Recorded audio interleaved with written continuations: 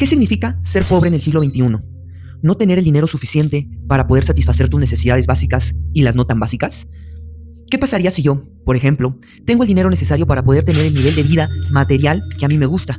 Tener mi departamento, poder ir al teatro, poder comprar determinados objetos, pero trabajo más de 48 horas a la semana y por lo cual no puedo realizar las actividades que a mí me gustaría porque carezco de tiempo libre. ¿Yo no sería una persona pobre? Ahora bien, superando este nivel individual, ¿qué significa que un país sea rico o desarrollado? Y por el otro lado, ¿qué significa que un país sea pobre y subdesarrollado? ¿Será que los significados de estos términos son los mismos que los del siglo pasado? El día de hoy responderemos a todas estas preguntas con un enfoque bastante fuera de lo convencional. Así que vamos a ello. ¿Qué onda, amigos? Estamos en una cápsula más y estoy muy ansioso de poder abordar este tema, ya que como economista es justamente uno de los tópicos que más me entusiasma. Muchísimas veces solemos escuchar en las noticias sobre la reducción o el aumento de la pobreza. Por ejemplo, en México, el sexenio pasado, 13 millones de personas salieron de la pobreza, pero al mismo tiempo muchas personas en la calle dicen, oye, pero a mí no me alcanza para comprar ciertas cosas, ahora la situación está más difícil. Entonces, ¿qué significan esos indicadores de la pobreza? ¿Cómo es que se calculan? ¿Y qué tipo de instituciones, pero sobre todo de ideologías, comparten y difunden este significado de lo que es la pobreza? Primero que todo, hay que decir que no podemos pensar la pobreza en términos aislados. Tú no puedes saber lo que es lo crudo sin saber lo que es lo cocido. Tú no puedes saber lo que es el bien sin unidad del mal. Hay que pensar las cosas de manera dual, porque muchísimas veces, no siempre, pero sí en su gran mayoría, necesitamos seguir esta metodología para tener una idea concreta sobre determinados fenómenos, por lo cual no podemos pensar la pobreza sin pensar su antónimo, que sería justamente la riqueza.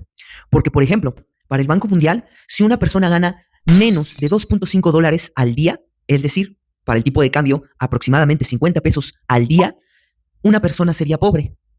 Esto quiere decir que si yo gano más de 50 pesos mexicanos o más de $2.5 al día, ya no sería una pobre y por tanto sería una persona rica. ¿Tú crees en verdad que alguien es rico cuando gana más de 50 pesos al día? Es por esto que necesitamos pensar justamente de manera dual. La pobreza no se puede definir si no definimos la riqueza también.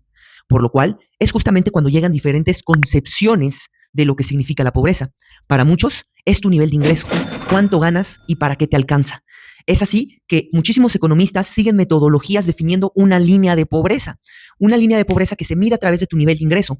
Si a partir de cierto umbral tú lo superas, ya no serías una persona pobre. Pero entonces viene la pregunta, ¿superar esa línea de ingresos te haría una persona rica? Porque, a decir verdad, la metodología del Banco Mundial, pues justamente es algo pues muy pobre conceptualmente o epistemológicamente. Porque con 50 pesos, ¿para qué te alcanzan al día? No te alcanzan ni para tus 3 comidas. Es por eso que muchos economistas han ampliado estas determinadas líneas de ingreso o líneas de pobreza. Unos la han subido a $7 al día, o a lo mejor, por ejemplo, en México, tenemos justamente una línea de pobreza que es lo que cuesta justamente una canasta básica. En México, según el Coneval, ahora el INEGI, aproximadamente la canasta básica mensual ronda ahí los 4,300 o 4,500 pesos, es decir, alrededor de $45 de manera mensual. Si yo entonces gano lo suficiente para poder adquirir esa canasta básica, ¿ya soy una persona rica? Es por esto que medir la pobreza o conceptualizarla con un nivel de ingreso que te alcance para satisfacer lo básico no es suficiente. Así, se han creado otro tipo de metodologías para que justamente no solo se diga que una persona es pobre con respecto a su nivel de ingreso, sino también a qué otro tipo de cosas tiene acceso. Por ejemplo, a salud, a educación, a seguridad social, a vivienda. Y es así que el propio Coneval en México, ahora el INEGI, mide la pobreza de manera multidimensional. Si tú logras tener el ingreso suficiente para superar la canasta básica y asimismo no tienes dos carencias de una gama de derechos básicos como los que les acabo de enlistar, ya no serías una persona pobre. Pero lo vuelvo a decir otra vez. ¿Qué pasaría si yo entonces gano alrededor de 4,500 pesos mensuales, por tanto supero la canasta básica, tengo acceso a educación en una escuela que no tiene drenaje y que es de mala calidad, a un hospital público donde no hay citas para que yo me pueda atender propiamente y mi bienestar material, biológico no se vea dañado? ¿Qué pasaría si yo tengo acceso a la seguridad social, pero me registraron con un salario mínimo para que las aportaciones obrero-patronales sean las mínimas? ¿Qué pasaría si yo cumplo con todo eso que dice esa institución mexicana? ¿Eso me hace ya una persona rica? ¿Ustedes qué opinan? Es justamente cuando estos enfoques son insuficientes para conceptualizar lo que es la pobreza de manera individual. Pero vámonos a un nivel más complejo que sería como, ¿qué significa que un país sea rico o no? Un país es rico cuando sus personas tienen un ingreso suficiente para satisfacer las necesidades básicas y por tanto tienen el dinero suficiente para consumir más. Un ejemplo sería Estados Unidos. Estados Unidos, a decir verdad, su nivel de ingreso per cápita es bastante alto con respecto a muchos países. Asimismo, tiene indicadores pues bastante buenos. Pero, ¿qué pasa cuando en Estados Unidos la gente se muera fuera de los hospitales porque no puede acceder a los servicios básicos de salud? ¿Qué pasa cuando la mayoría de los hogares no pueden pagar la universidad de sus hijos y eso los lleva a endeudarse o simplemente a que los universitarios, la mayoría, como se muestran en diferentes estudios, realmente sean los que ya vienen de niveles socioeconómicos altos? ¿Esto es un país desarrollado? Ustedes sabrán que a Estados Unidos también le dicen disparos unidos, porque muchísimas veces los tiroteos que ocurren, deja tú en las universidades, sino en los kindergartens. ¿Cómo puede suceder esto? Y que bajo esta concepción llamemos a Estados Unidos un país rico o un país desarrollado. Ahora bien, hay otros países donde sí logran ofrecer ciertos derechos básicos como educación, salud, a lo mejor vivienda, y que inclusive logran satisfacer otro de los enfoques del desarrollo que existe, porque muchísimas veces se suele decir que los países desarrollados son los que tienen tecnología, son los que tienen infraestructura de primer mundo. Es decir, que tú puedas ir al supermarket y no solo tener el dinero suficiente para comprar lo que tú quieras, y no solo tener derechos como transferencias monetarias que te da el gobierno, sino que tú puedas pagar la cuenta, no usando ya únicamente tarjetas o tu celular, sino con tus datos biométricos. No obstante, cuando tú te vas a ir a un país latinoamericano, por ejemplo, y ves su infraestructura, dices, qué país tan atrasado, qué país tan subdesarrollado y tan pobre. Porque la riqueza y el desarrollo es que un país tenga infraestructura de primer mundo. Pero vamos a hablar, por ejemplo, de Corea del Sur. A saber, Corea del Sur es un país, una potencia digital, que tiene una infraestructura de primer mundo. No obstante, también es el país número 1 con tasas de suicidio en el mundo. En efecto, tú tienes un puente de una tecnología inimaginable y en ese puente las personas se tirarán para desvivirse. ¿En verdad esto es el desarrollo y la riqueza? Es así como podemos abordar entonces lo que es la pobreza, la riqueza y el desarrollo con un enfoque realmente revolucionario y que se aleja de todas las anteriores concepciones. Y justamente es el enfoque de las capacidades. Este enfoque no solo nos dio un premio Nobel de Economía como lo fue el de Amartya Sen, sino que en otros países otros autores como Julio Volvinic de verdad han revolucionado para los estudios sobre la pobreza y el desarrollo.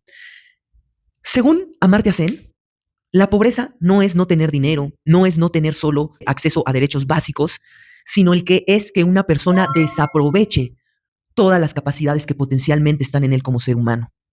Nos decía Hegel, pero al mismo tiempo, retomando a Aristóteles, que toda semilla tiene la potencial capacidad de poder florecer de una manera inimaginable. Pero esa semilla, si no tiene los recursos necesarios para ello, no podrá florecer. ¿Cuáles son esos recursos? Esa semilla necesita luz, necesita sol, necesita tierra, necesita agua. Si tú la privas de estos recursos, no podrá desplegar sus más potenciales capacidades y, por tanto, estará justamente en el subdesarrollo o en lo que es la pobreza. La antítesis de la pobreza es la riqueza, o lo que ahora vamos a llamar el florecimiento, ya no de las plantas, sino del florecimiento humano. El humano, en efecto, necesita agua, necesita alimento, necesita luz, pero como seres humanos necesitamos aún más cosas para desplegar nuestras capacidades. Pero es justamente aquí cuando nosotros tenemos que hacer la pregunta más pertinente. ¿Y cuáles son esas más profundas necesidades? ¿Y cuáles son estas más profundas capacidades? Porque como ya se habrán dado cuenta, yo hablé de que la semilla necesita recursos para poder desarrollar o florecer sus capacidades. Necesidades y capacidades van de la mano para que podamos hablar del desarrollo y de la pobreza. Pero entonces, ¿cuáles son estas necesidades y capacidades? A decir verdad, Amartya Sen se queda en capacidades como functions, functionalities and capabilities, que justamente él prácticamente menciona que son cosas para el trabajo. Pero es aquí cuando el trabajo de alguien como Julio Volvinic complementa y desarrolla aún más este enfoque de las capacidades. Es justo aquí, cuando para responder esta pregunta, donde Julio Volvinic en su libro El florecimiento humano justamente se apoya de la pirámide de necesidades de Maslow. Esta pirámide es un esquema ampliamente compartido en el mundo académico por la vigorosidad y amplitud que tiene justamente para contemplar las necesidades de los seres humanos. Por un lado, tenemos justamente así como la semilla, necesidades materiales como sol, luz, tierra, agua. En este caso, para los seres humanos, tenemos necesidades fisiológicas, las cuales son el alimento, el vestido, la bebida, la reproducción y el descanso. Si nos faltara algunas de estas, justamente está en peligro la subsistencia de los seres humanos. No obstante, no somos seres animalitos nada más, que comemos, nos echamos un palito y nos echamos a dormir. Si un ser humano hace esto durante un día, diremos ¿Qué día acabo de tener? Fue un día bastante gozoso, pero no podríamos hacer solamente esto para el resto de nuestros días. ¿Por qué? Porque necesitamos superar las necesidades fisiológicas. Y es justamente aquí cuando entran las necesidades de seguridad. No solo seguridad a la hora de poder tener acceso a una vivienda, porque el acceso a la vivienda, yo no he visto a alguien que vive en la calle y que sin vivienda pueda tener una buena salud o una buena alimentación. Realmente siempre la vivienda sirve como ese refugio para poder tener seguridad. Al mismo tiempo, la seguridad abarca el que nosotros nos podamos sentir seguras. Imagínense a una persona que no puede caminar a su alrededor porque otra persona puede llegar a desvivirlo. También está en riesgo su subsistencia si esa persona no tiene seguridad. Necesitamos estar seguros, pero también sentirnos seguros. Porque imagínense ahora a una persona que justamente pues tiene paranoia y está todos los días de es que algo me puede pasar, algo me están persiguiendo. Esa persona no tiene una buena vida porque no está satisfaciendo la necesidad de sentirse seguro. Ahora, una vez que nosotros tenemos estas primeras necesidades que son básicas para nuestra subsistencia, sabemos que los seres humanos necesitamos más cosas. Así justamente llegan nuestras necesidades sociales, porque el ser humano es un agente social, es un animal social, como decía Aristóteles. ¿Y qué significa eso? Que necesitamos poder convivir con otras personas. Eso es necesario para que podamos desarrollar ampliamente nuestra vida. Necesitamos recibir afecto de nuestros primeros vínculos sociales. Necesitamos poder salir a jugar, necesitamos poder salir a querer, necesitamos también salir a hacer el amor, porque vean cómo en la pirámide se vuelve a repetir ya no el sexo como reproducción, sino como relación íntima con otra persona, que no es lo mismo que simplemente reproducirte.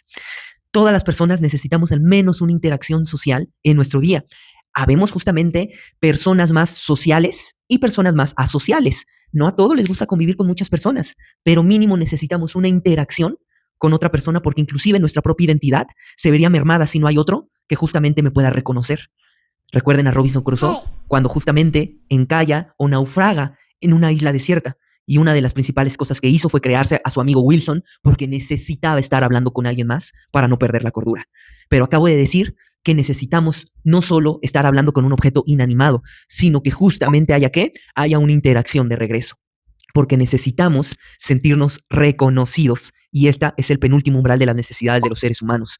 No solo un autorreconocimiento y tener necesidades satisfechas de mi autoestima, sino que necesitamos también que el otro me pueda reconocer. Por ahí muchísimas veces se suele escuchar a personas que se dice que no les importa lo que los demás piensen de él y que a ti no te debe de importar lo que sucede a tu alrededor, sino tú. Eso es totalmente imposible. Yo no sabría que yo soy yo si no tengo una definición del otro. Necesito al otro para poder existir. Y sobre todo, necesito al otro para poder autorreconocerme. Necesito recibir reconocimiento de los demás. Yo puedo andar por la vida diciendo que me llamo Héctor, pero si de los agentes sociales que me rodean en ninguna ocasión me han nombrado como Héctor, mi identidad está incompleta. Necesito saber y escuchar que los otros me reconocen como Héctor también para que mi identidad pueda estar realmente estable. Justamente necesito que me nombren, necesito que me llamen para que yo pueda tener también ese autorreconocimiento porque sé que los demás me reconocen y así también tener una alta autoestima. El autoestima se forma también con estímulos que me vienen de los agentes exteriores a mí. Se forma cuando mi papá me nombra y me dice, bien hecho, hijo, estoy orgulloso de ti. Es justamente así cuando yo recibo esos estímulos que yo también puedo reconocerme y decir, estoy orgulloso de mí mismo. Necesitamos al otro para poder satisfacer estas necesidades. Pero viene la última fase de la pirámide de necesidades de Maslow, que tiene que ser justamente la autorrealización. ¿Qué significa la autorrealización? Podría yo hacer aquí la analogía con lo que Nietzsche llama como el eterno retorno, que si a mí me dieran una segunda vida, yo elegiría vivir exactamente la misma que la primera, porque me siento autorrealizado y no cambiaría nada más, porque las actividades que hago durante el día justamente me autorrealizan y me siento completo con una vida plena, porque justamente he satisfacido todas las necesidades anteriores y ahora hago las actividades que justamente me hacen sentir vivo o viva. Esa es la autorrealización, pararte y decir, satisfago todas mis necesidades fisiológicas, de seguridad, sociales y de autorreconocimiento, pero al mismo tiempo, ahora elegiría vivir esta vida todos los días, ahora sí, desarrollando mis capacidades. Entonces ahora llegamos a la pregunta, ¿cuáles son las capacidades que tengo que desarrollar para justamente vivir una buena vida y poder saber lo que es el desarrollo y el florecimiento humano? Así como ahorita utilizamos la pirámide de necesidades de Maslow, podríamos hacer un espejo para saber cuáles son esas capacidades. Los seres humanos tenemos en efecto capacidades sociales, afectivas, lúdicas, políticas intelectuales, físicas. Es decir, nosotros tenemos las capacidades para poder subir una pendiente en una montaña sin que yo pierda el aliento. Puedo desarrollar capacidades físicas para que mi cuerpo sea capaz de hacer muchísimas cosas, porque justamente una persona, a veces que tiene sobrepeso o una necesidad de determinado peso y fuerza calórica, no puede a veces a lo mejor agacharse o caerse o inclusive levantarse del suelo sin que pierda el aliento. Esas son nuestras capacidades físicas y no estoy diciendo que todos tendríamos que tener un cuerpo de fisioculturista o de un competidor olímpico, no, pero que tengamos esas capacidades para que nuestro cuerpo nos responda. Al mismo tiempo, tenemos en efecto capacidades lúdicas. Achis, ¿cómo puedes, o sea, por qué tendremos que desarrollar capacidades para divertirnos? Y es ahí cuando ves al amigo que dice, bueno, me voy a ir a tomar unas copas con mis brothers, con mis compas, pero solo me voy a tomar una. Y cuando lo ves al final de la noche ya está hasta atrás, ya malacopió, tenía que llegar a hacer tarea, tenía que llegar a hacer trabajo y no tuvo la capacidad de poderse autocontrolar y de poderse divertir sin autodestruirse. Para jugar también se necesita capacidad. No es tan fácil saber jugar. A veces uno hace chistes o se lleva pesado con sus amigos, pero uno ya se enojó, uno empezó a sacar trapitos al sol que al otro lo lastimaron y dices, no te sabes, no tienes la capacidad para divertirte y jugar este juego. Hay que tener y desarrollar la capacidad del juego también. Así, tenemos que desarrollar la capacidad afectiva. Yo sé que hoy está muy de moda esto que llamamos la responsabilidad afectiva, pero en verdad tú sabes querer. Muchísimas veces uno tiene ese jueguito con su pareja y dice, ay, es que a veces nos toqueteamos nuestro cuerpo. Y dice, sí, está bien. Así se quieren, es tu love language, como dicen.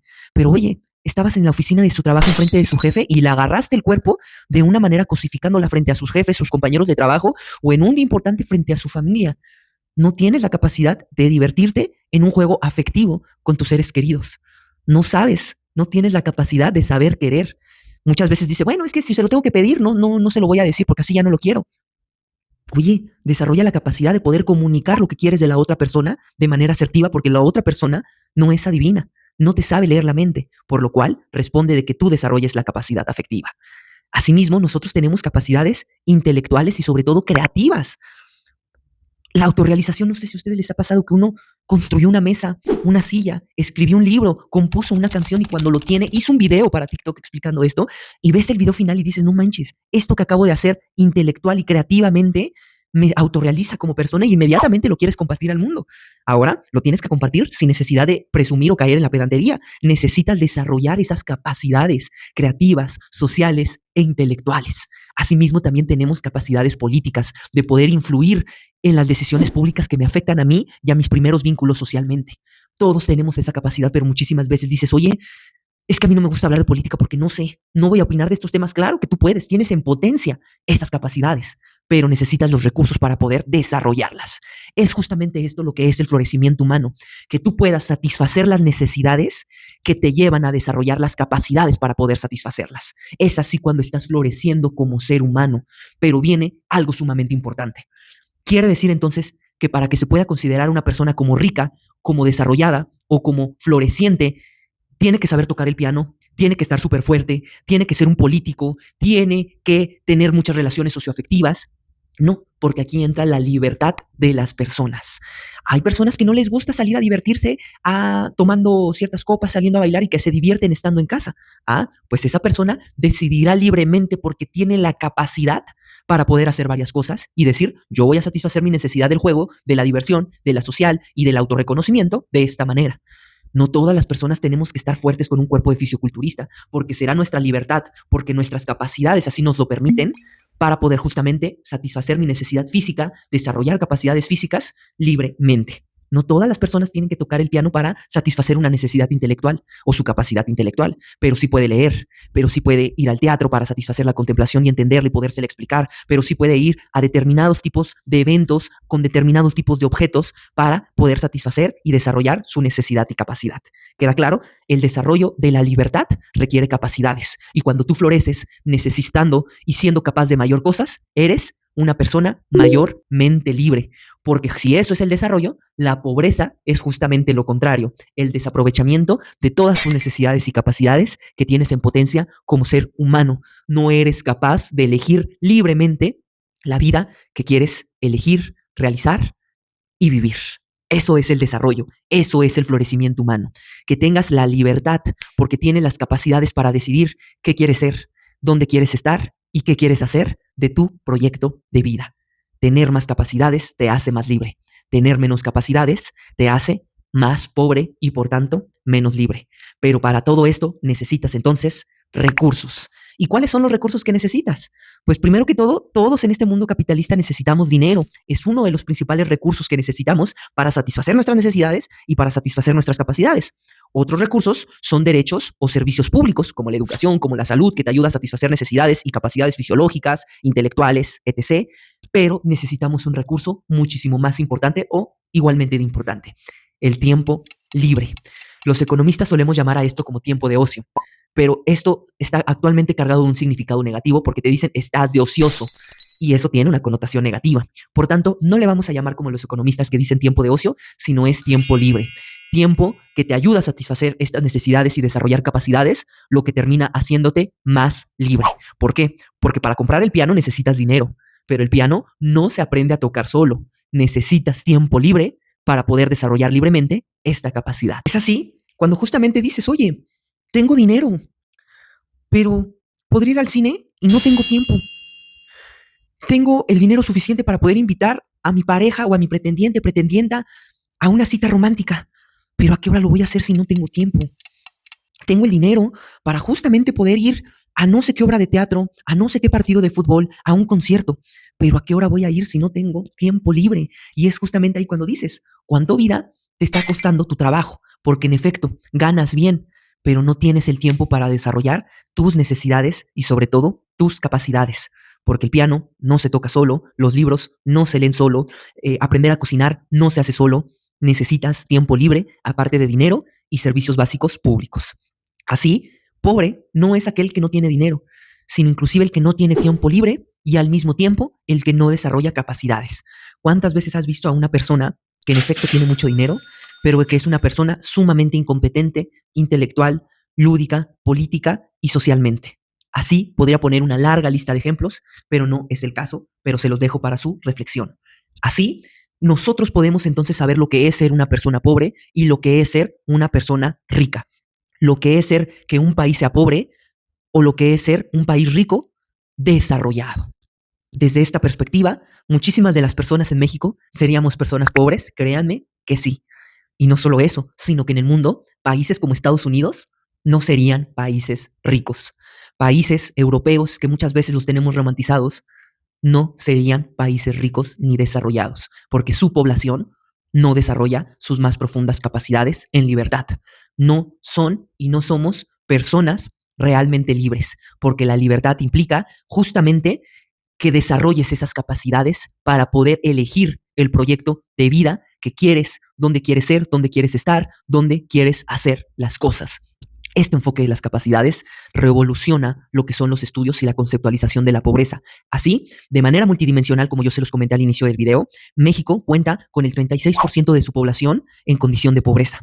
Pero desde el enfoque de las capacidades, más del 70% de la población en México está en condición de pobreza porque justamente carece de la satisfacción de estas necesidades y el desarrollo de estas capacidades. Y si con esta metodología, que es el método de medición integrada de la pobreza, desarrollada por Julio Volvinic también, podríamos saber que Estados Unidos también es un país pobre, que muchos países europeos también es un país pobre y que inclusive tal vez países como China también seguirían siendo un país pobre, porque en efecto, en términos de necesidades y capacidades materiales, China justamente ha hecho una revolución, porque ahora es un país de ingresos medios cercano a ser un país de ingresos altos. La tecnología y la infraestructura con la que cuenta China es justamente muy amplia y muy desarrollada.